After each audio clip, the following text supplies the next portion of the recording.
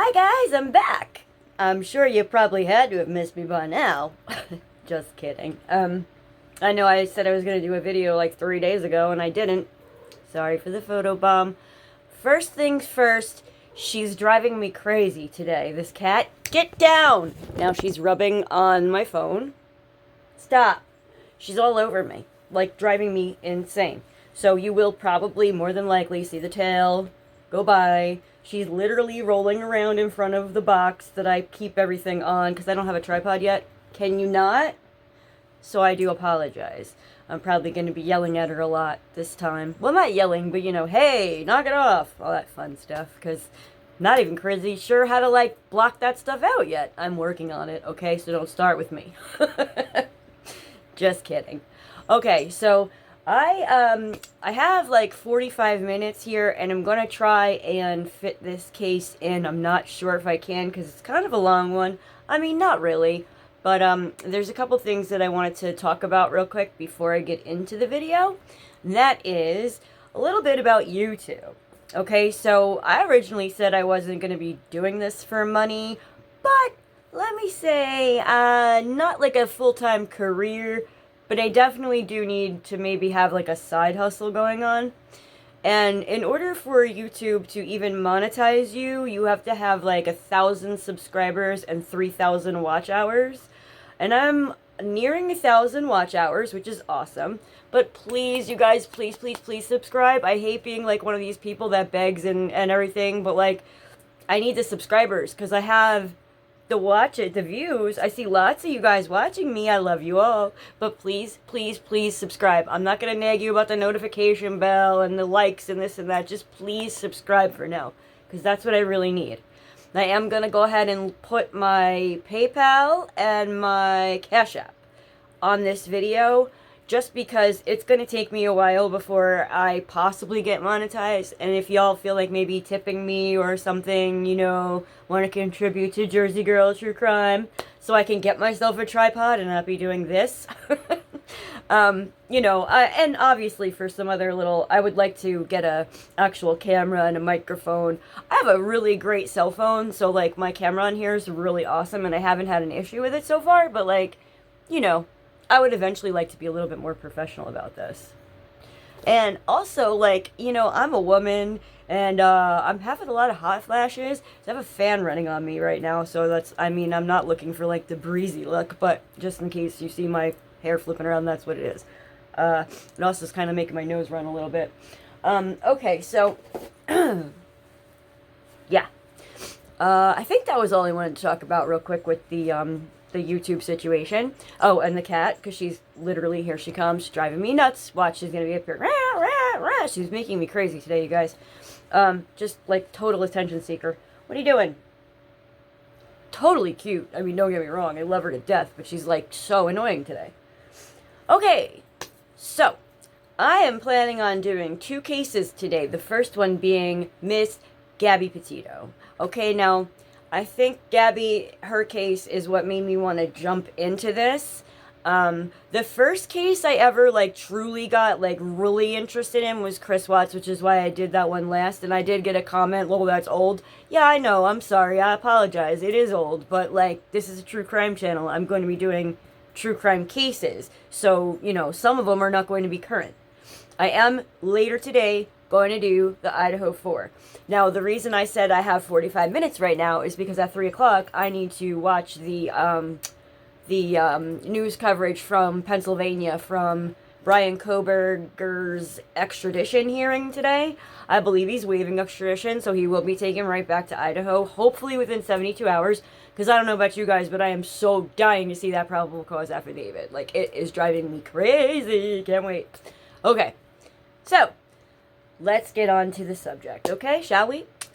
So, Miss Gabby Petito, what a gorgeous little girl she was. And she wasn't a little girl, she was 22. Born in New York, to her 2 parents who, her parents are so amazing. She not only has 2 great parents, but she has 2 great step-parents. So, this little girl was so loved, okay? I just want to bring it that, make sure that I point that out, because she was probably one of the luckiest kids ever to have like an amazing stepmother and an amazing stepfather, and have her parents have such a great co-parenting relationship. Like, I mean, if I love my parents, and I am one of the few people in this world that they are still together. I mean, let's see, they got married in 1973 and they're still going strong. So yeah, right? Totally lucky that way. I love my mom and dad a lot. Okay, so we're gonna start off with June. June of 2021. Gabby and her boyfriend Brian Laundrie, who I don't know if you're all familiar with him. I mean, I'm sure most people that are going to be watching my channel are going to be like, yeah, that guy. Gabby and Brian, they, you know, looked like the perfect couple. They looked like they were so in love, and they were going to try out the whole van life thing, which, you know what, like, if I wasn't going the YouTube route, that van life thing looks like so much fun. Like, I would totally take Willow and pack up and go. Like, that would be amazing, I think. But, you know, maybe someday, right? Yeah, so, they bought their own, well, Gabby bought her own Ford van, and they did a complete, like, restoration of the whole thing. Like, they had a cute little setup with a bed in the back and the whole bit, like, their little, when they opened the door, they had a pull-out table and stuff so they can, like, cook and everything. Like, I will show you some photos, like I do. So yeah, June 2021, they left their, Brian's home, which is in Northport, Florida. Ironically, that's where my parents are.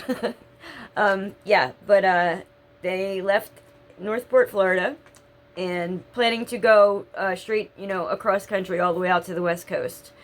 They were going to visit state and national parks along the western United States, and she was like totally excited to share the journey with her friends and family through social media.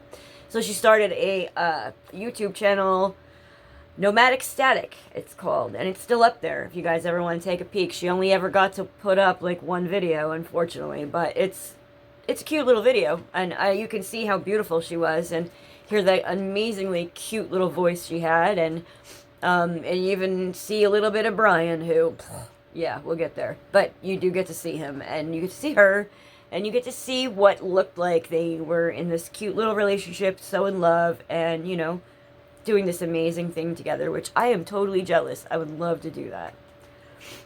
She maintained regular contact with her family members during her travels. However, communication abruptly stopped around the middle of August. I apologize, my screen is frozen. Yeah, so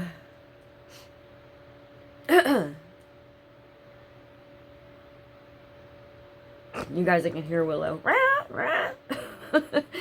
Alright, yeah. August the 12th is the first date on the timeline here.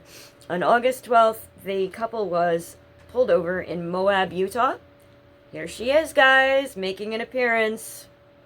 There goes the tail, wandering around my bed, cooing like a pigeon. Oh, look, maybe she might be a good girl and lay down. You hear that? Again? What? I know. Love you too. Okay. Alright. So on August 12th, Moab, Utah police pulled them over. And they, like, because Brian was driving and apparently the police were behind him and he kind of, like, hit the curb or something. Like, he was driving erratically. Get down. Not up there. Sit over here. Sorry, guys. I apologize. Come here.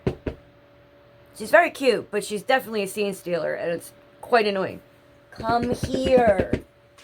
I just wanted to get away from what I have the camera on, or it's going to shake. Alright. So, they pulled over, and they basically described that they had just been, like, in an argument. Both the male and the female reported they are in love, engaged to be married, and desperately didn't wish to see anyone charged with a crime. And I'm sure you guys are familiar with the body camera footage from that particular incident. Gabby is physically, you know, you could see how stressed out and upset she is. She's like, like visibly shaken, and the officer asks her to get out of the vehicle, and she's like crying and explaining how like she's trying so hard to be like a vlogger, and he doesn't have any faith in her. He doesn't think she can do it, and just, you know, basically just pretty much just being a dick to her, you know. And they got like into a little argument in Moab when they came out of the grocery store, and like he acted like he wasn't gonna let her back in the van. And somebody like that was along the street there was like watching this happen, and they actually called the police because they said that he hit her. He said the guy was slapping the girl. The 911 call. I apologize. Like I said, the fan is making my nose run. But the hot flashes, I swear to God, it sucks to be a woman. Let me just tell you, especially at my age. Yeah. Blech. Anyway, so at the officer's suggestion and basically requirement, the couple was separated for the night. They took Brian to a motel. It's like when, I guess Moab has this, like a situation set up with a motel there, like when there's a incident and something like this occurs, they have like Brian didn't have to pay for the room, basically. I believe it was, like paid for by Moab or something. And, Gabby got the van for the night, which she did not like to have to be alone in the van, so it was kind of really stressful for her, and, like, she just said, make sure you tell him that I love him, you know, and so upsetting. Like, you could see, I had a relationship that was similar to this when I was pretty much Gabby's age, and I could see every red flag in the world just in that one, like, short interaction with the Moab police. Like, I mean, I wouldn't have thought it was going to get to where it went, but it was not good. And Brian, he didn't look like he was that big and strong, but Gabby was just a tiny little thing, you know, like, beautiful, beautiful girl, my God, like, look. I mean, come on. Okay. After evaluating the totality of circumstances, the officer did not believe the situation escalated to a level of domestic assault as much as a mental health crisis, is what he called it. The couple each had their own cell phones in case of emergency. And like I said, the 911 audio recording from Grand County Sheriff's Office, the caller tells dispatch he wanted to report a domestic dispute, white van with Florida plates. The gentleman was slapping the girl. Then we stopped, the caller added. They ran up and down the sidewalk. He proceeded to hit her, hopped in the car, and they drove off. Alright, so then August 17th, a couple of days later, Brian flew home. He flew to Tampa from Salt Lake City on August 17th. Now, apparently this was to obtain some personal items and empty a storage unit to save money because they were maybe going to extend the road trip.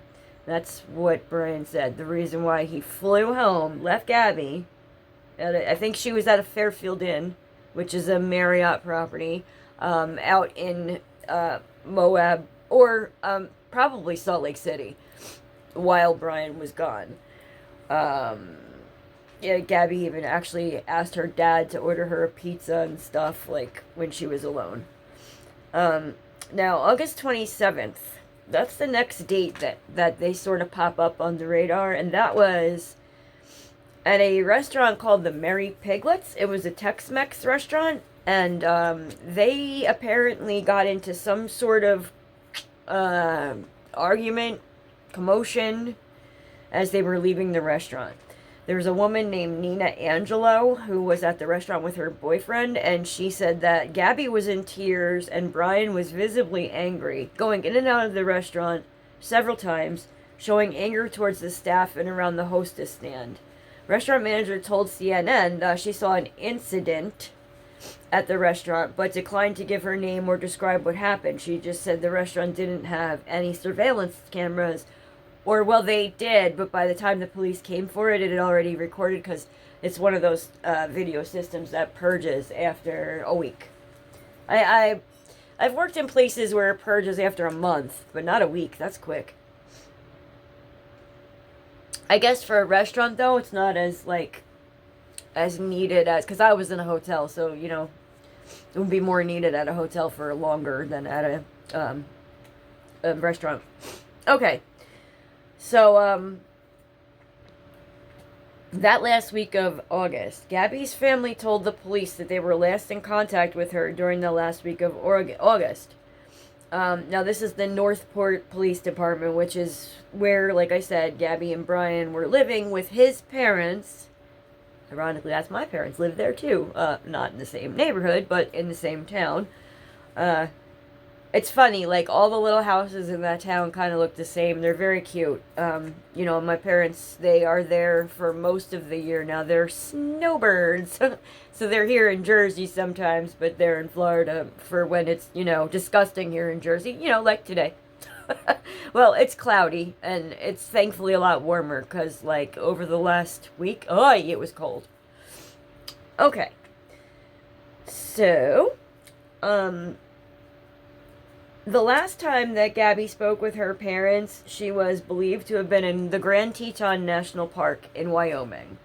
Now, real quick, that is a beautiful place. My father took us on vacations when I was a kid. We saw Glacier National Park, and we saw the Grand Teton National Park. So beautiful. And looking back, my God, I was a bitch. I was 16 years old and like, why aren't we at Disney World? Why aren't we on a cruise? Why are we in the mountains? We're going to get eaten by a bear. You know, I was a bitch.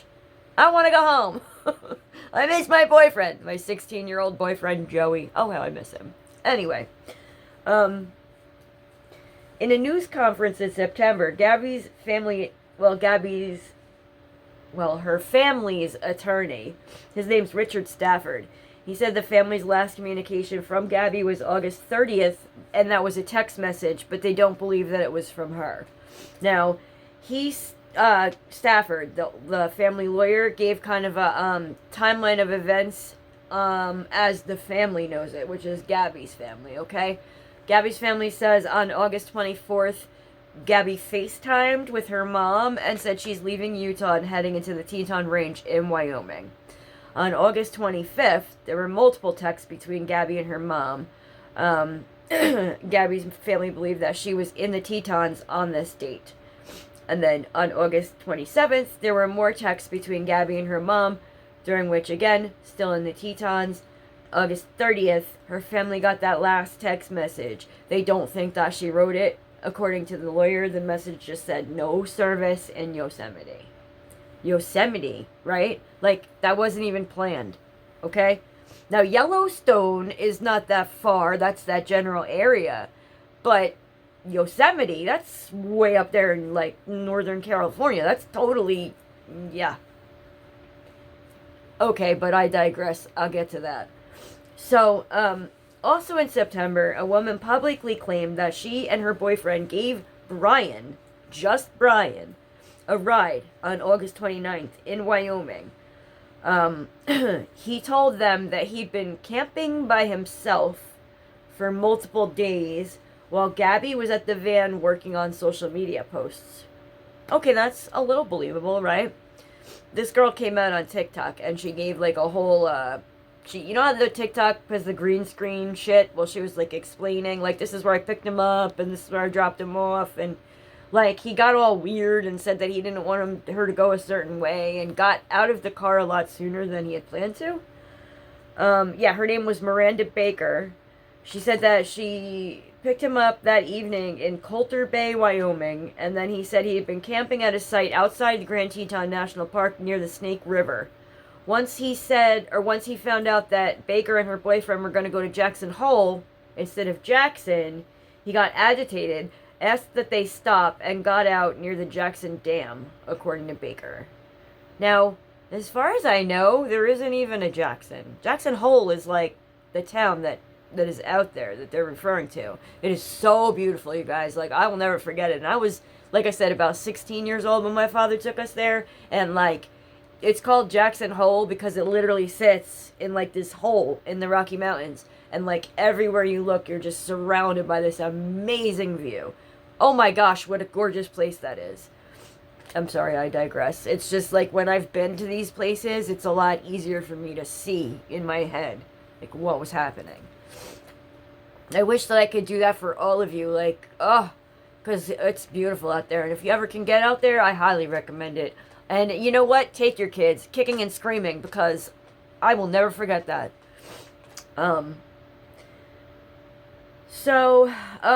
That Miss Baker spoke to law enforcement about the interaction, and Northport police also confirmed that she spoke with them before she posted the videos on TikTok. Her account is plausible, it appears. Northport police spokesperson Josh Taylor said. Additionally, there's a woman named Norma Jean Jalovec, Jalovec. She's a seasonal Wyoming resident, and she told CNN that she picked Brian up also not far from Jackson Lake Dam on August 29th and gave him a ride to the Spread Creek dispersed camping area. That's important. Because that, unfortunately, you guys, is where Gabby would end up being found. Yeah. There's no easy way to say it. I mean, obviously, if I'm doing the case of Gabby Petito, she's unfortunately another victim of domestic violence, you know, intimate partner violence, whatever you want to call it. Men that are scumbags and hit women and beat women up and murder them because they, you know, basically just have no balls. I don't know how else you want to put it. Like, there's men that do it and there's men that don't. Obviously, there is a line, and you have a choice between the two. So if you're a man who puts your hands on women, just stay the hell off my channel, because I don't want to see you. I won't talk to you. I want nothing to do with you. Because you are basically, to me, slime. Alright? Unless a woman is beating you, and you have to push her off of you, or fight back in some way, alright? Then I'll give it to you. You know what I mean? Like, if it's self-defense, sure. But a man who puts his hand on a woman is not a man.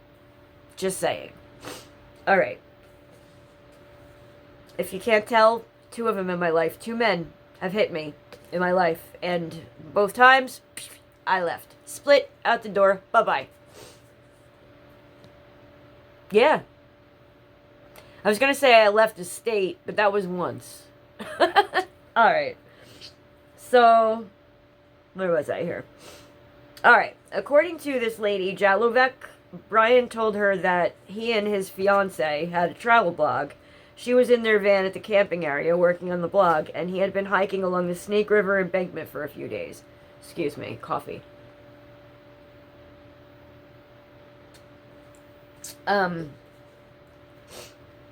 She also said that she provided the FBI with that information as well. And this is if I can find one, I will put up a photo of Miss Jalovec, as well as with Miss Baker. Alright. So Jalovec said when they arrived at Spread Creek, she dropped Brian off before the gate, but at the entrance to the camping area. She said she offered once or twice to take him farther, but he was insistent to be dropped off at the entrance. Then he offered her gas money, but she declined. She said she didn't need it. People are so nice out there, like, for real. These are, like, 2 people picked him up hitchhiking. Like, that doesn't happen in New Jersey.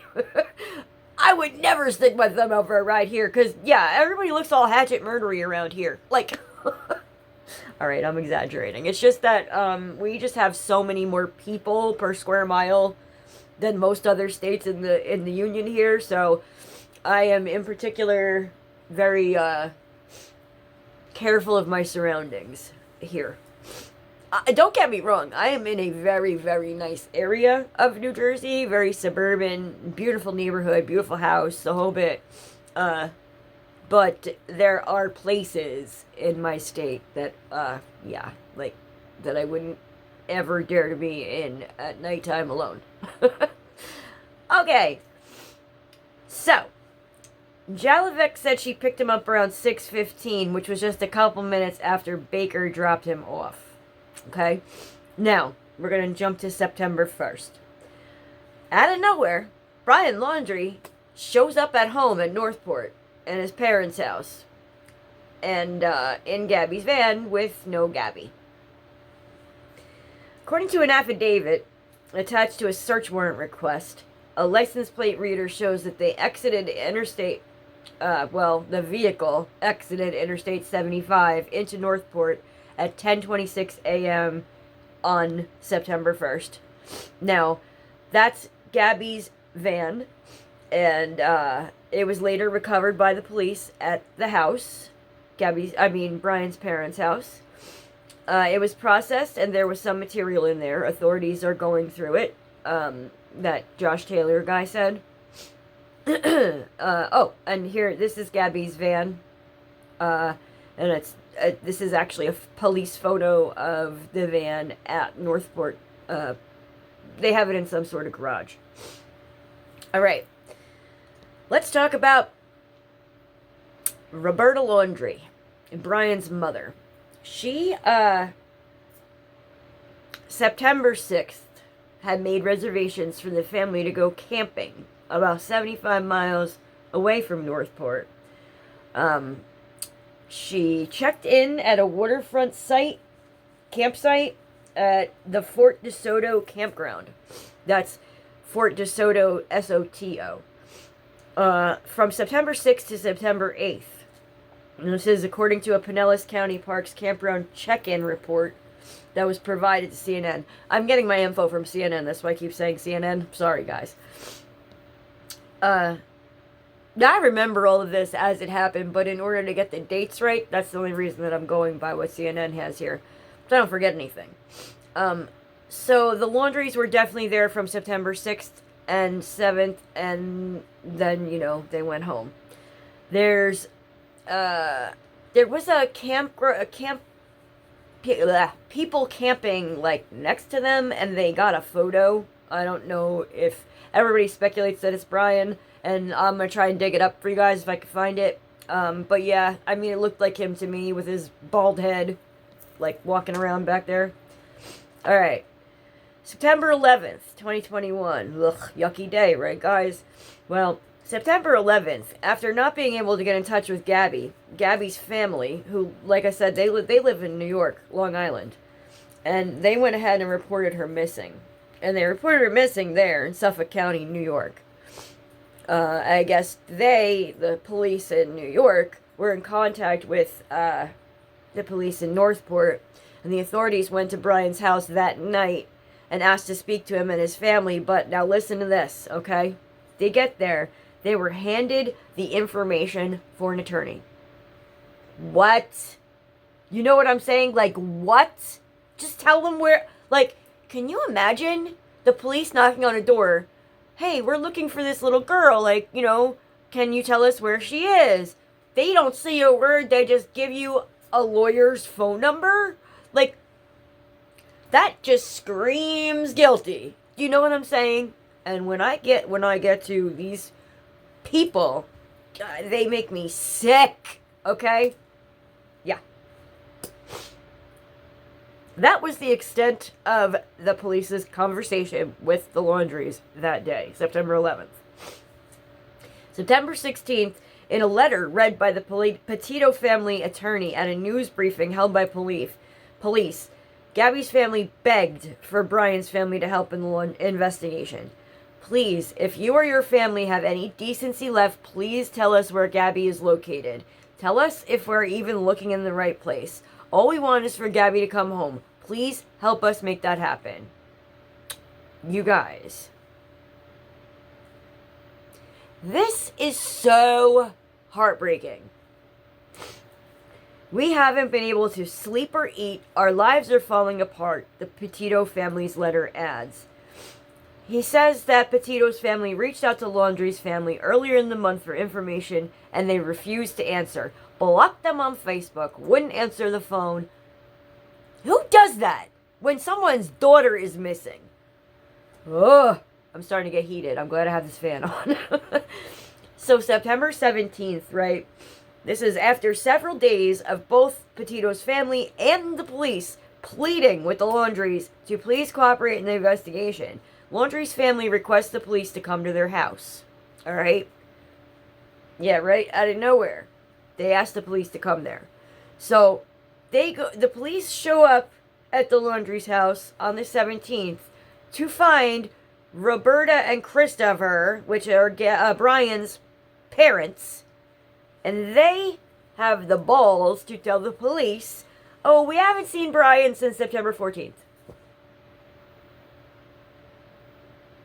What? You guys, like, what the hell? Okay. So, we've been trying all week to talk to this family, to talk to Brian, and now they've called us here on Friday. We've gone to the home, and they're saying now they have not seen their son. Josh Taylor says to CNN, it's another twist in this story. A twist? Ugh. Okay. Now, the Laundrie's, like, when they gave the lawyer's number to the Popo that day, this lawyer's name is Stephen Bertolino, and I'm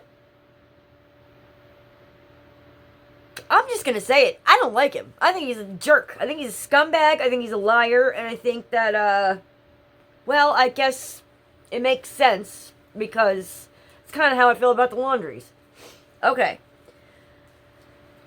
So, Bertolino says, the whereabouts of Brian Laundrie are currently unknown. The FBI is currently at the Laundrie residence, removing property to assist in locating Brian. As of now, the FBI is now looking for both Gabby and Brian. But you're not going to tell me that they didn't know where Brian was the whole goddamn time, okay? I'm sorry, I'm going off script. I'm really mad. Like, they knew. They knew. When they went on their little camping trip as a family, I'm sure it was to say, like, sayonara, I'm out of here. And I don't know if he so much told his parents that he was going to, like, go and off himself because he was too big of a, like, female body part to, go to jail and, like, face it like a man. No, no, he was a punk, okay? Brian Laundrie was a piece of garbage, and I don't even feel bad about saying it. Okay. So, let's see. The local and federal authorities kicked off a search for Brian, and in October, the Laundrie family attorney, Bertolino, said that upon further communication with the FBI, the parents now believe that Brian left to hike on September 13th, not 14th. It just keeps getting better. You know, if you're like me, I was already, back when I'm hearing all this bullshit, thinking like something needs to happen to those parents. They are aiding and abetting like sons of bitches. That's just my thought. Alright. The Laundries are basing the date Brian left on their recollection of certain events, Bertolino said on October 6th. So, September 18th, Northport police say authorities are conducting a search for Brian Laundrie at the Carlton Reserve, a nature area with more than 80 miles of hiking trails in Venice, Florida. Roughly 50 law enforcement officers from 5 local agencies and the FBI searched for Brian. That Josh Taylor, police spokesperson, said at a news conference, adding that Brian has an enormous amount of pressure on him to provide answers as to what's going on. Meanwhile, the FBI announced to the agency and its partners are also conducting ground surveys in Grand Teton National Park relevant to Gabby's disappearance. The national park is where Petito is believed to have been before her last communication with her family, police have previously said. Alright, September 19th. Now this sucks, okay?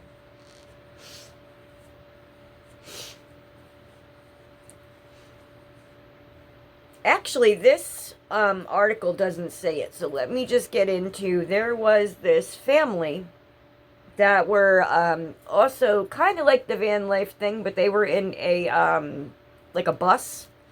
They converted a bus into like their house, and it was like, it's like a whole family, like a husband, wife, 2 kids, bunch of dogs, the whole bit.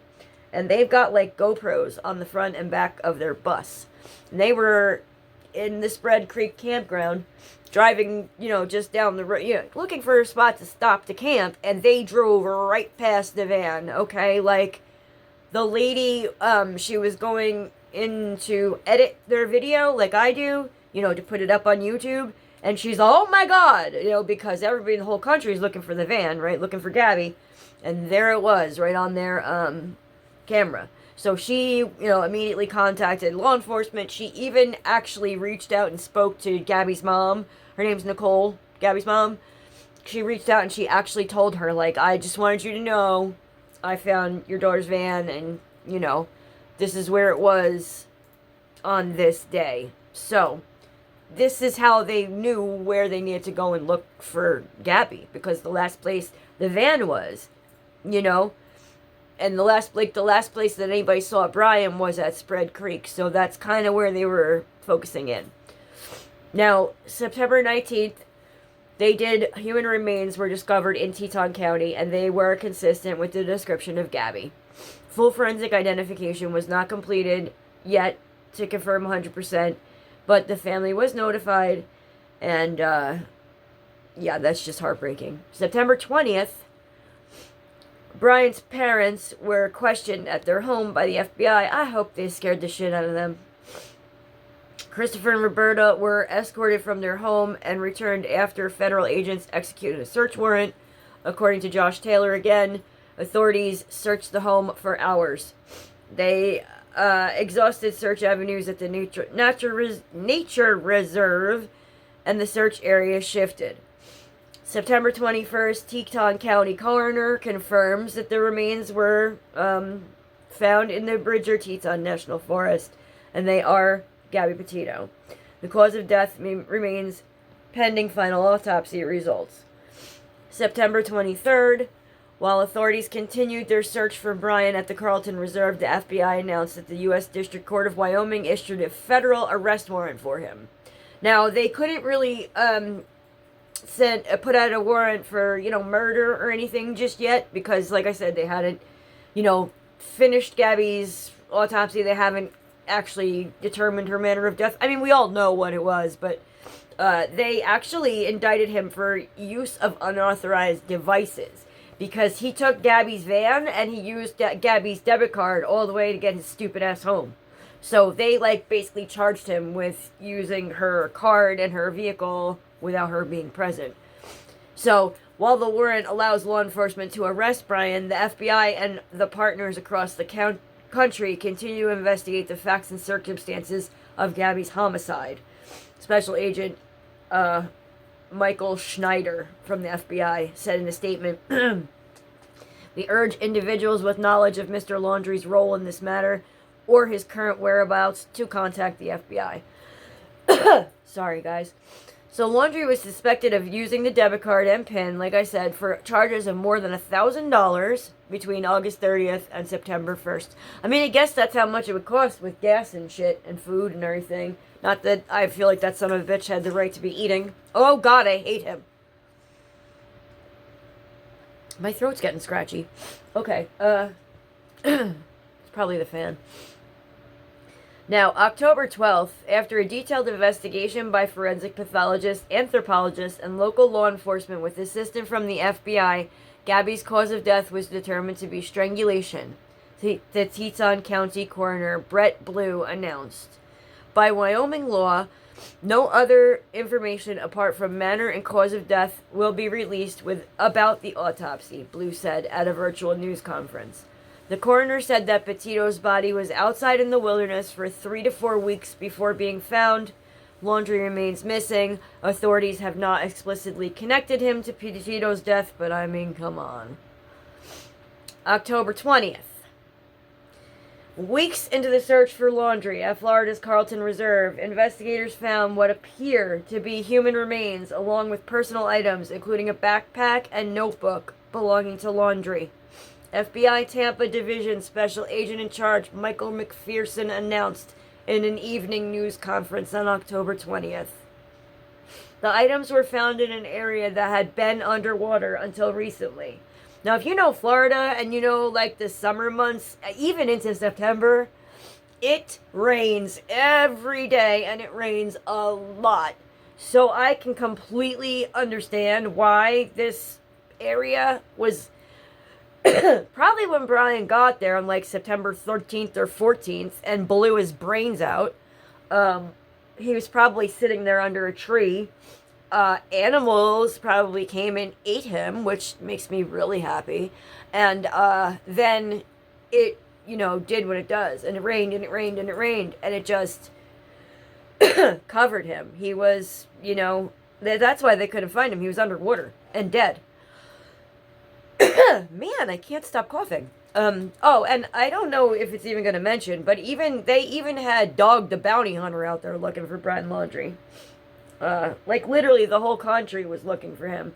And it was horrible. I swear to God, you could not be a 20-something bald white guy anywhere in this country without being harassed. People taking your picture and, is this Brian Laundrie? And it was so ridiculous. People were spotting him on trail cameras and, one guy said he was sure he talked to him on the Appalachian Trail, and yeah, it was ridiculous. Everybody thought they saw Brian everywhere.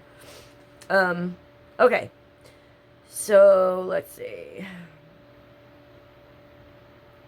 I know you have a lot of questions, but we don't have the answers yet, McPherson said. Earlier in the day, the Laundrie family attorney, Bertolino, said some articles belonging to Laundrie were found off a trail he frequented at the Myakkahatchee Creek Environmental Park, a site connected to the Carlton Reserve. Laundrie's parents informed the FBI and Northport police the night prior that they intended to come to the park to search for Laundrie, Brian said.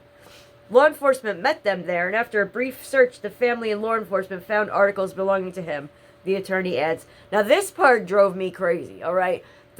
There were, like I said, like 50-some different agencies out there searching for Brian for over a month, right? Nobody can find shit. His parents show up, going, like, off the trail a little bit. 2 seconds later, the father finds him?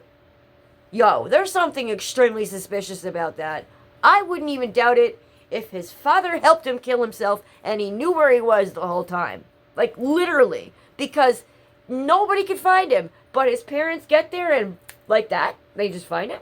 Crazy. Crazy, crazy, crazy. And, yeah. A lot of people think that Brian's not even dead and he's still running around out there. But no, he's really dead. Like, they had his skull and they matched it to his dental records. He definitely blew his head out. Blew his brains out. But the gun wasn't in his dominant hand, and so like maybe he really did have his father shoot him. I don't know, but it's ridiculous how quick his parents found him when nobody else could. Sarasota County Medical Examiner and Cadaver Dog were called to the Carlton Reserve. In a tweet on the same day, the FBI says items of interest were found in connection with this search. FBI evidence response team is processing the scene. The reserve is closed to the public, and no further details are available at this time. Now, October 21st, the FBI announced that a comparison of dental records confirmed that it is definitely Brian, like I just said. Earlier that Thursday, the police spokesperson told CNN that they only found skeletal remains. I mean, yeah, that just makes complete sense because, like I said, the animals probably, like, ate most of him, and then he was underwater, and, basically decomposition happens super, super fast in, like, hot weather like that, and it's Florida, Like, I can't express to you how hot it is in the summer in Florida. I lived there for 3 years, and yikes. Wow, it's like super, super hot. Okay. So, yes, skeletal remains, but clothing. Now, it was his clothes, and there was, well, it says Taylor indicates that items had been out there for some time. Source with knowledge of the investigation also says that Brian's notebook was possibly salvageable. He had a dry bag. That's one of those. It's exactly what it sounds like. It's a bag that you put things in to keep them dry. Like it's a watertight bag. And Brian had one of those with him. And he had a notebook. And he wrote down a bunch of shit. And it was with him. And when I get to that, you guys, I swear to God, it makes me so angry. Like, angrier than many, many other things make me. Like, you know how I was saying, like, when Casey Anthony was acquitted and when O.J. Simpson was acquitted, like, that really intense anger I felt? This is how I felt when I read Brian's notebook, and I'll get there. But, man, what a lying piece of shit. Anyway, let me keep going. November 23rd, the District 12 Medical Examiner's Office in Florida says Brian's death was determined suicide from a gunshot wound to the head. Like we didn't already know that.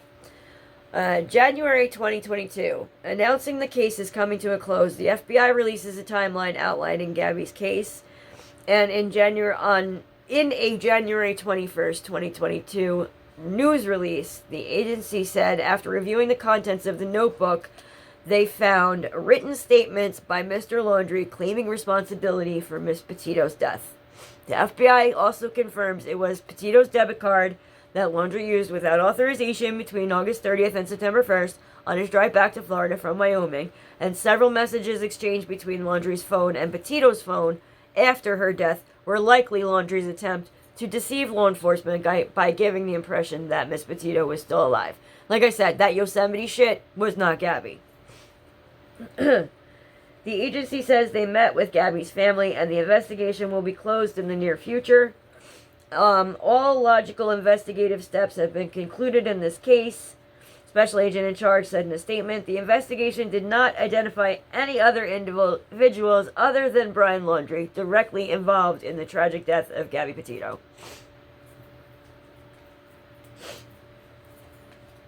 So,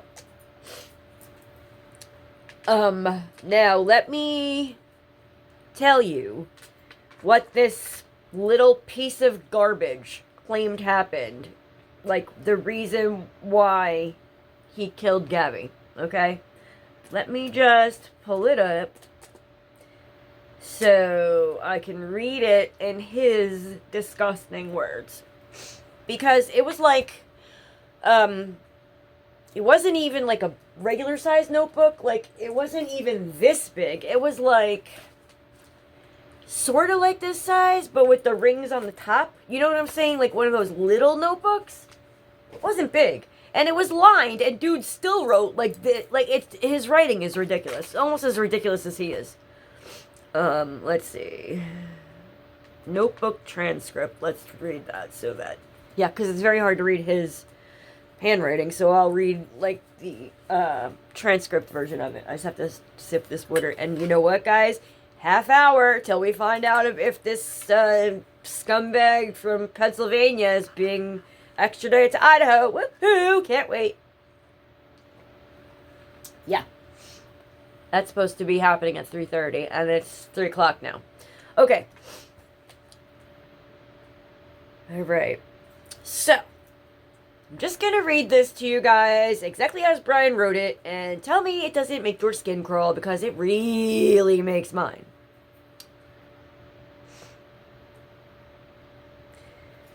Gabby, I wish I was right at your side. I wish I could be talking to you right now. I'd be going through every memory we made, getting even more excited for the future. But we lost our future. I can't live without you. I've lost every day we could have spent together, every holiday. I'm sorry, I'm gonna get dramatic because I'm reading it like I feel like he'd say it, because he was such a drama queen.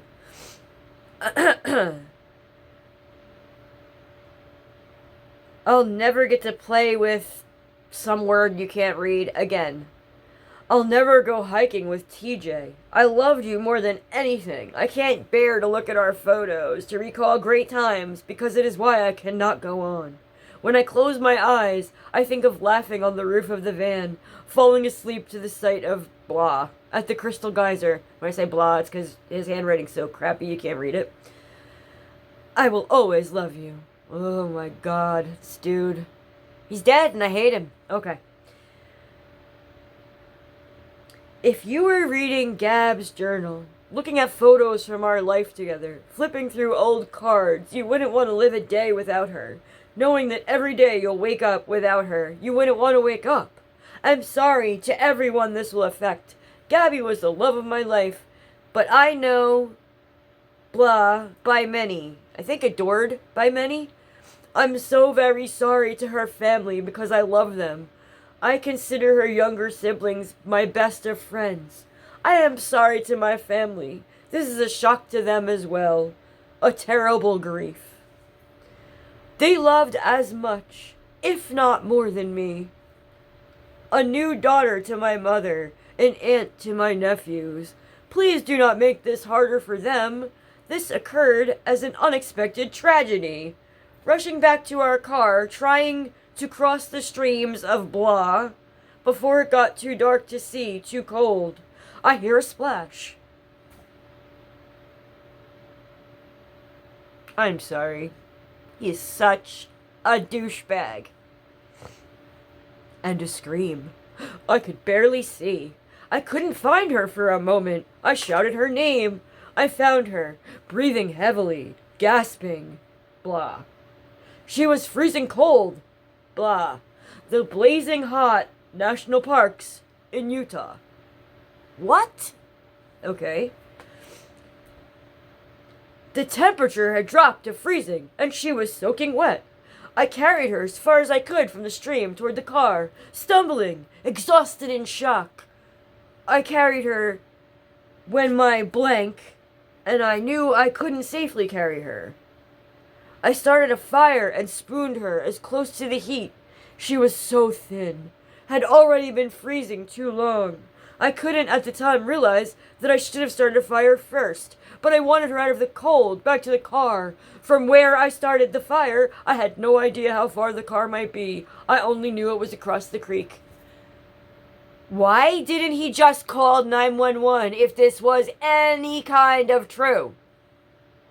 You know what I'm saying? Yeah, she fell down in the creek. Sure, You beat the shit out of her and you knocked her out and you killed her. That's all that happened. None of this, I mean, maybe he did try to save her, but he wasn't going to call 911 because she could easily say that he did this to her. I hate this dude. Alright. He goes on to say, when I pulled Gabby out of the water, she couldn't tell me what hurt. She had a small bump on her forehead that eventually got larger. Her feet hurt. Her wrist hurt. But she was freezing, shaking violently. While carrying her, she continually made sounds of pain. Laying next to her, she said little, gasping between violent shakes, gasping in pain, begging for an end to her pain. She would fall asleep, and I would shake her awake, fearing she couldn't close her eyes if she had a concussion. She would wake in pain, start her whole painful crying cycle again. Blah. Can't read, it says illegible. Furious that I was the one waking her. She wouldn't let me try to cross the creek. Thought like me that the fire would go out in her sleep and she'd freeze. I don't know the extent of Gabby's injuries, only that she was in extreme pain. Here we go. I ended her life. I thought it was merciful. This is what she wanted. But now I see all the mistakes I made. I panicked. I was in shock. But from the moment I decided I took away her pain, I knew I couldn't go on without her. Biggest crock of shit ever. Yeah. This fucking piece of garbage.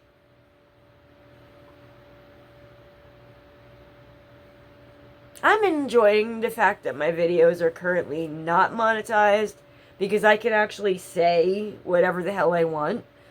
I'm gonna have to, seriously be careful when I start, actually possibly making money on here. I'll have to... I'll have to use the YouTube approved words unalived and stuff like that. Yeah. Alright. Let's finish the rest of Brian's ridiculous lies. I rushed home to spend any time I had left with my family. I wanted to drive north and let James or TJ kill me. I guess that's Gabby's brothers. I don't know. But I wouldn't want them to spend any time in jail over my mistake, even though I'm sure they would have liked to. I am ending my life not because of a fear of punishment, but rather because I can't stand to live another day without her.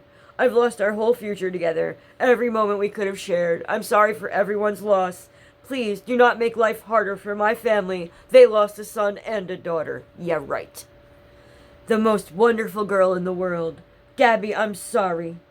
I have killed myself by this creek in the hopes that animals may tear me apart, that it may make some of her family happy. It made me happy that animals ate him. But I don't think anything that son of a bitch could have done would ever make her family happy. Yeah. So, I'm interested to know what you guys think. I would really like comments and discussion. Do y'all think that Brian's parents should, like, do time? Because I do. And the coolest thing is that Gabby's parents, they're not letting this go. You know what? Like, they are straight up not going to let the Laundries get away with it. They're suing them. And, oh my God, listen to this part, right? You know how Brian had the dry bag in his little notebook? Well, in his little notebook, and along with his junk that he had taken with him, was a letter from his mommy. And it was, like, in an envelope that said, "Burn after you read this." Like, oh my God, how dramatic, right? Let me tell you, we still don't know everything that came out in that letter, everything she wrote in that letter, but it just dropped, like, the same day that the Idaho guy got arrested. Like, so, what was that, Friday? This woman told Brian in this letter that she would bring him a shovel to help bury Gabby's body. Yeah. Swear to God. This article just, like, came out, and a lot of people missed it because the news was all Idaho that day, which, rightfully so, but I wanted to make sure I mentioned that, and that's why I'm doing this Gabby Petito video now, before I work on the Idaho 4 one, which I'm going to do later today. That is coming out, I promise you. But I wanted to do this one first, because I feel like I wanted to make sure that Gabby's not forgotten because of the Idaho thing, they're both, like, horrendously tragic cases, but because Idaho is still ongoing, it's kind of like Gabby's the news related to her is sort of like not front page right now, you know what I mean? And I feel like I want to make sure that she's, still relevant and nobody's forgotten what that scumbag did to her. Yeah, so it's also been said that, like, Roberta, his mom, said something about baking him a cake with a file in it. Like, that woman, I think she thought she was being smart by writing a letter, "Burn after you read," but Brian didn't burn it, the dumbass, and now mommy is probably going to go to jail. And I really, really, really hope so, because they deserve it. Aiding and abetting is a serious thing. Lying to the cops is a serious thing. Like, they knew where Gabby was. They knew where Brian was. I do not doubt that when they went on their little camping trip, the whole plan was made that he was going to kill himself in those woods. And, maybe he didn't have the balls to do it, because, like I said, it looks like the gun was not fired with his dominant hand.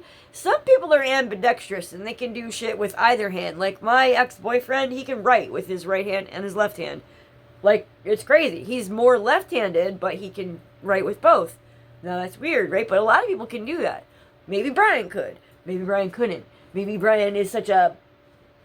You know what? I could say it. He's a pussy, and maybe he's such a pussy that he couldn't even shoot himself. So Daddy had to do it for him. I don't know for sure, but, like... Brian Laundrie is probably the biggest pussy in the world. He was too scared to face justice for what he did, so he offed himself. And I personally don't even think he could do that. Maybe. I don't know. But I'm just glad that he's dead, because you know what? He's a scumbag and he deserved it. And if there's any, like, truth to heaven and hell, he is not with Gabby right now. Gabby is up there having a grand old time with, like, her family, family members that have passed on before her, and people like Shadan Watts, and, just other people that don't need to be there yet. People that had a long, long time left on this earth and were taken from us way too soon. Anyway, terrible story, I know. Beautiful girl, and I don't want her to ever be forgotten. And what's really cool is that her parents have started a foundation that helps people in domestic violence situations. They're not letting her be forgotten, and like I said, they are not gonna let this go. The Laundries are going to court, and Bertolino's still out there in New York trying to make it. You know what this stupid ass did? Like, you know how I told you that just dropped about the shovel thing? Well, Bertolino told J.B. Buno, who's one of the reporters from WFLA. In fact, he was like the main reporter for the Gabby situation because he's in Florida.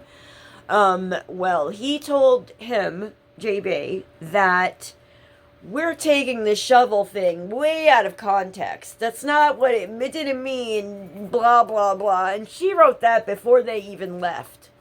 So, okay, Mr. Bertolino, now you're telling us that Roberta knew before they even left that Brian was going to need a shovel to bury Gabby's body?